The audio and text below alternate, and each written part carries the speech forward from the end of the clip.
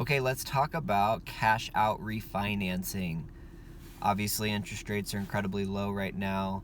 For the majority of people, if you have not refinanced recently, it probably will save you a huge amount of money.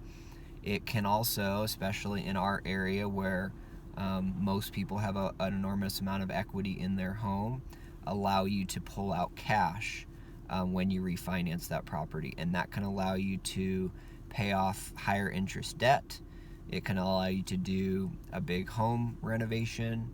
And so we're talking clients through those scenarios a lot lately, and for a lot of people it makes a lot of sense to do that with rates bouncing around 3%. Some weeks they're dipping below 3% into the high twos, so incredibly cheap money. And for most people, if they have a car loan or any other type of loan, maybe not a bad idea to refinance that mortgage and save a whole drop your payment a lot. And if you're pulling cash out, that can allow you to pay off that higher interest debt. A lot of people talk about home equity lines of credit. It's a very different thing. A home equity line of credit is a line of credit that's secured by your home, but it comes at a much higher interest rate. And most of the time, if you're trying to do a big line of credit or pull out a significant amount of money, it makes a lot more sense to do a full cash out refinance. A lot of what we're helping clients with in these situations is valuing the house, trying to understand how much the house is going to appraise for and how much cash they might be able to pull out of the house. And then that helps them understand what they're going to be able to do with the money and if it's worth it to do that cash out refinance. For whatever reason, appraisers value homes in cash out refinance situations much more conservatively than they do when a home is being sold. So the appraisal that you get for that cash out refinance is oftentimes going to be a lot lower than what you could actually get selling the home on the market.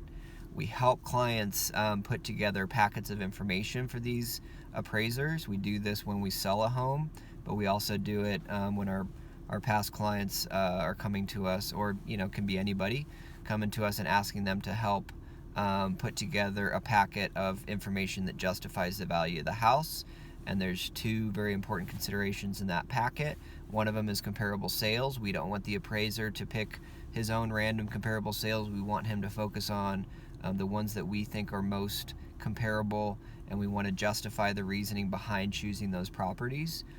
And we also want to give him a list of all the improvements that have been done to the property. So, anything you've done and since you bought the house, or just listing off all the features and then all the improvements and putting dollar amounts to those improvements. You don't have to be exact and provide receipts or anything like that, but a spreadsheet, saying new countertops, $5,000, new bathroom remodel, $6,000, new flooring, on down. Can give that appraiser a lot of ammunition in order to value that house in a manner consistent with its actual market value, and not just a very conservative and traditionally very low refinance appraisal. We've had clients that have done an appraisal for a cash out refinance and got a really low number that they weren't happy with, came to us to kind of complain about it. We put together a packet of information. They paid for a second appraisal. We've had those appraisals go up $50,000. So very significant when you're engaging the appraiser and trying to get him all the information that he can use to justify a higher value, therefore get you more money on that cash out refinance. So if you have any questions about that, feel free to reach out. Thanks for watching. Have a great day.